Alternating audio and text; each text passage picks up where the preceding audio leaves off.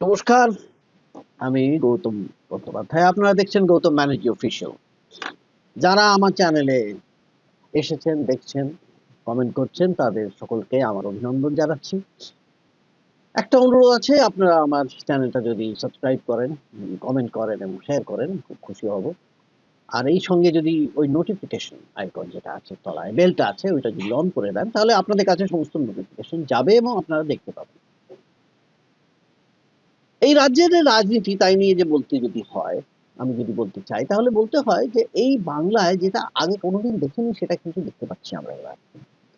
না আপনারা যেটা বলবেন যে ভয়ঙ্করভাবে তৃণমূল এবং বিজেপির লড়াই, সেটা নতুন নয়। সেটা তো চলছে বেশ কিছুদিন ধরে। কিন্তু তার চেয়েও ওপরে যেটা বেড়েছে, এর আগেও একবার বেড়েছিল কিন্তু এই পর্যায়ে যায়নি। কিরকম? সেটা বলছি আপনাদের। এই বাংলায় বরাবর যে রাজনৈতিক এবং সামাজিক ছবি আমরা দেখেছি, সেটা যদি আপনারা পর্যালোচনা করেন তাহলে দেখবেন এখানে সেই কংগ্রেস শাসন থেকে বামফ্রন্ট আমলে কোনো কালেই সংখ্যালঘু মুসলিম নাগরিকরা ভয়ে কাঁটা হয়ে থাকেন। শুধু মুসলিম না নয়, কোনো নাগরিকই থাকেনি। কেন? কারণ এখানে ভয়ের বাতাবরণ, ভয়ের আবহ ছিল না। সরকার এখানে নাগরিকদের ভয় পাওয়ায়নি। নাগরিকদের প্রজা বলে মনে করেন। মনে করেন নাগরিক, তাদের অধিকার আছে, নাগরিক অধিকার দেওয়ার জন্য সচেষ্ট থেকেছে। আর কংগ্রেস বা বাম দলেরা রাজ্যের ধর্মনিরপেক্ষ শক্তিকে অটুট রাখার জন্য বরাবর সচেষ্ট থেকেছে। অন্য যে কোনো বিষয়ে যে কোনো ক্ষেত্রে তাদের ত্রুটি থাকলেও এই ব্যাপারে কোনোদিন তাদের ত্রুটি ছিল না, একেবারেই নয়। এবারে তারপরে পট পরিবর্তন হয়ে গেল, তৃণমূল চলে এলো এই রাজ্যের কংগ্রেস থেকে ভেঙে। তৃণমূল নেত্রী একক ভাবে দল চালান, কাজে তার নিজের ইচ্ছায় দল চলে। তৃণমূল নেত্রী একবার বিজেপির হাত ধরে বিপরীত মুখে হাঁটার চেষ্টা করেছিলেন, কিন্তু গিয়ে বুঝেছিলেন সে পথে আর যাই হোক রাজ্যের শাসন ক্ষমতা দখল সম্ভব হবে না। তিনি পথ পরিবর্তন করেন, পাল্টে ফেলেন। তারপরেও সুযোগ হচ্ছিল না, অনেকদিন পরে সুযোগ হলো যখন সিঙ্গুর আন্দোলন হলো, নন্দীগ্রাম হলো, তারপরে জনসমর্থন তার হু হু করে বাড়তে লাগলো এবং বামেদের পড়লো।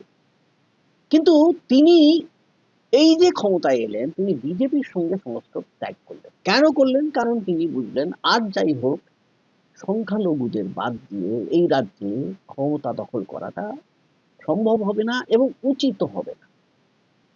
তিনি যবে থেকে রাজ্যে ক্ষমতায় আসীন হলেন তখন থেকে তিনি সংখ্যালঘু ভোট ব্যাংকে চির ধরাতে দেন।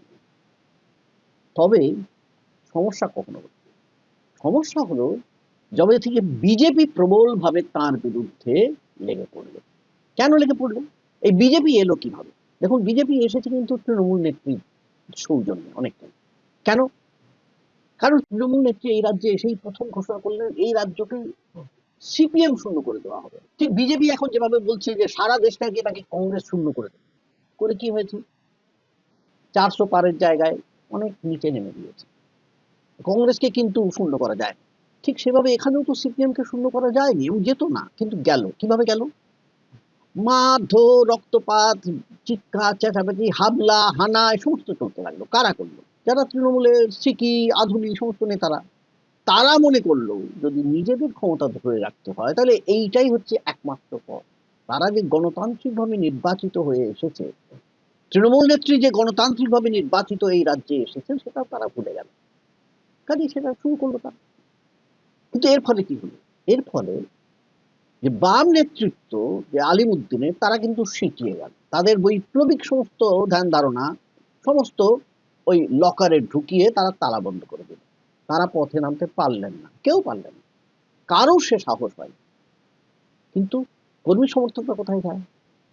তারা তো বেচারা উলু খাগড়া, তাদের তো প্রাণ বাঁচাতে হবে। তখন তারা চলে গেল অনেকেই বিজেপির দিকে, কারণ ভাবলো বিজেপি তাদের বাঁচাবে। এবারে বিজেপি কি করলো? তাদের তো আশ্রয় দিল অনেকটাই, কারণ নিজেদের স্বার্থে। কিন্তু তারা আবার দেখলো এখানে যদি ক্ষমতা দখল করতে হয় তাহলে একমাত্র সংখ্যালঘু ভোট ব্যাংকে ভাঙন ধরানো এবং হিন্দু ভোটকে একজোট করা, এটা ছাড়া কোনো উপায় তাদের নেই। কারণ তারা এছাড়া কোনো পথ জানে না। অথচ এই রাজ্যের পথটা তো বরাবরই আলাদা। আমি তো আগেই বলেছি আপনাকে।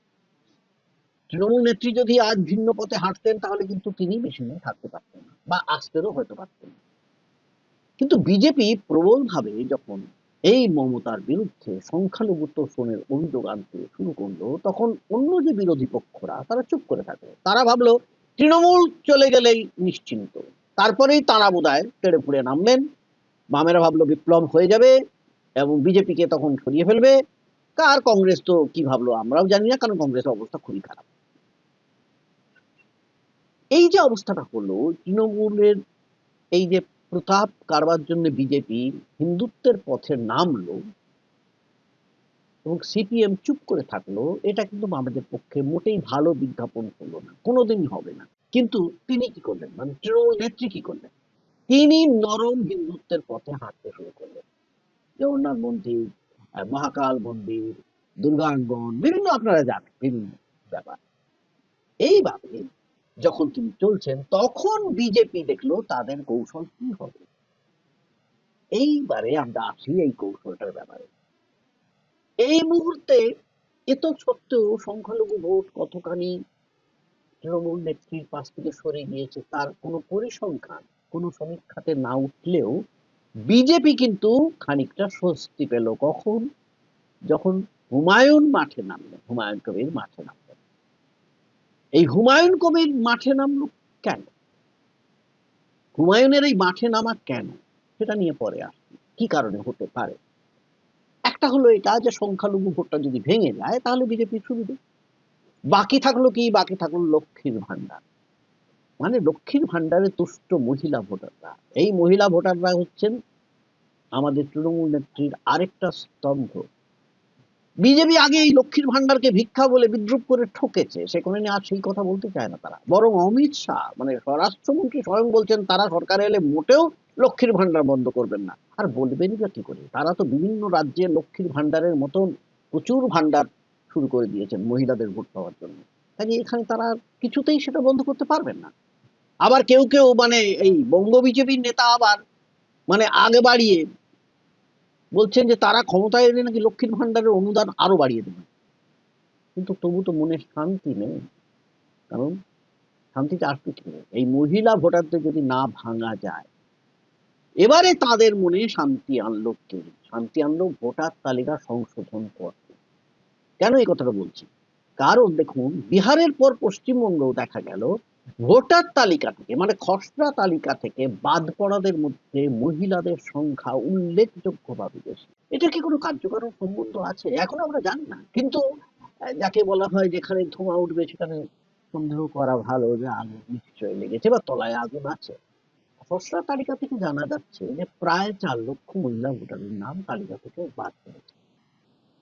850 ভোট গ্রহণ কেন্দ্রে যত নাম বাদ পড়েছে তার মধ্যে 75% মহিলা, যা থেকে বোঝা যাচ্ছে যে বিশেষ নিবিড় সংশোধনের খাঁড়া পুরুষদের তুলনায় মহিলাদের উপরে বেশি নেমে আসছে।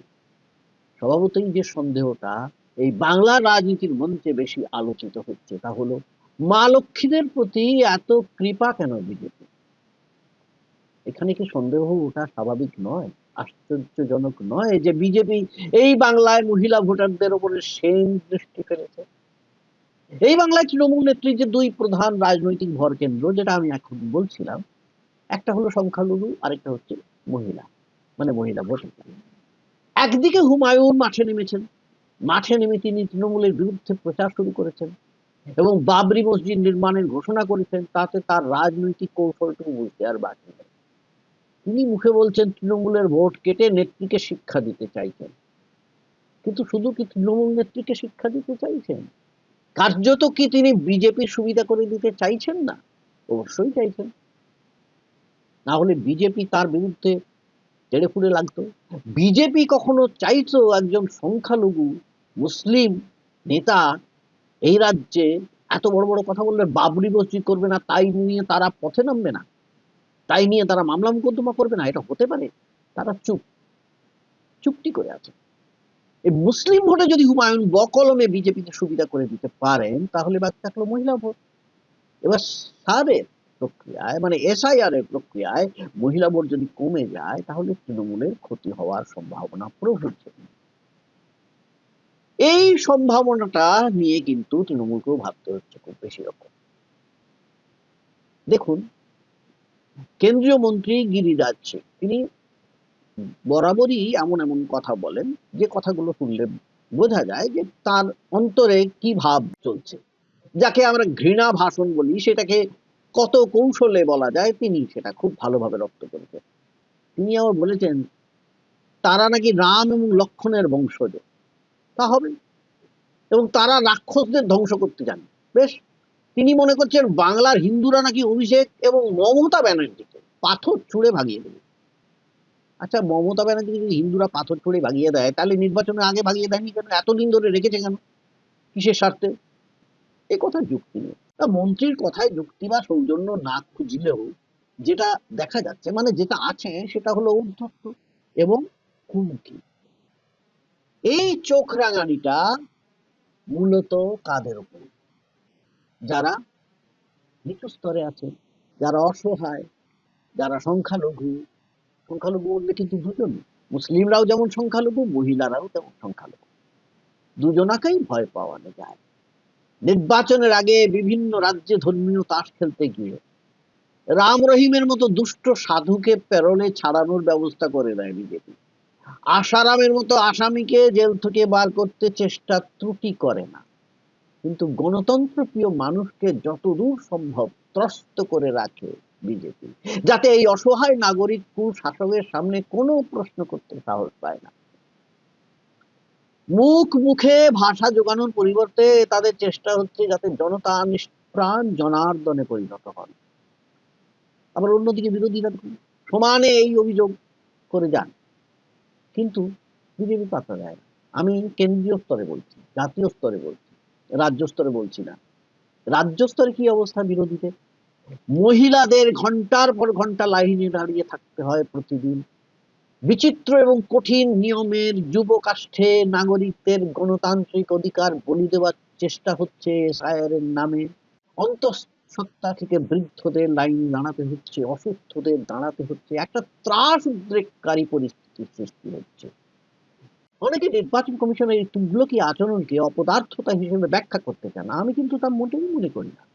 আমি দেখতে পাচ্ছি এই আচরণের মধ্যে একটি অদৃশ্য অভিপ্রায় লুকিয়ে আছে। কেন্দ্রের শাসক দল যেভাবে কমিশনের কাজকর্মের ভূয়সী প্রশংসা করে যাচ্ছে এবং তাদের প্রতিটি কাজের সমর্থনে মুখ খোলে, তাতে এই অদৃশ্য অভিপ্রায়টি উন্মুক্ত হয়ে বেরিয়ে আসে।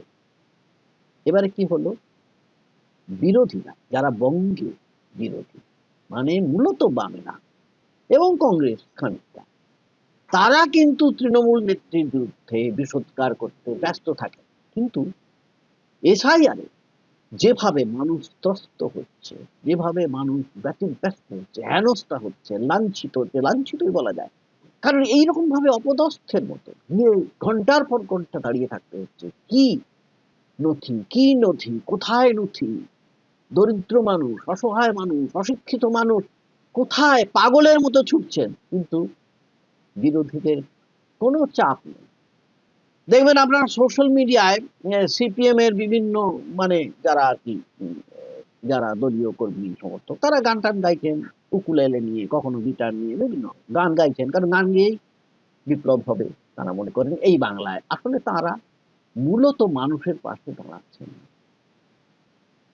এর ফলে কি হচ্ছে? এর ফলে বিজেপি আরো শক্তিশালী হচ্ছে এবং মহিলা ভোটে থাবা বসানোর সুযোগ যে হলো বিজেপি, যদি হয়, আমি ধরে নিলাম যদি হয়, তাহলে সেখানেও একমাত্র তৃণমূল ছাড়া কারো কিছু বলার নেই।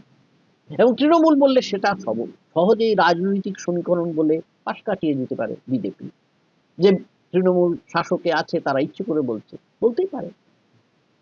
এই গ্রাম বাংলায় অশিক্ষা এবং দারিদ্র্যে জর্জরিত পরিবারের মহিলাদের বৈধ ভোটও যদি বাদ পড়ে, তাহলেও তাদের পক্ষে কি কোমরে কাপড় বেঁধে প্রতিবাদ করার শৌখিনতা পোষাবে? পোষাবে। মহিলা ভোটার কমে গেলে তাহলে লাভ কার? বিজেপি।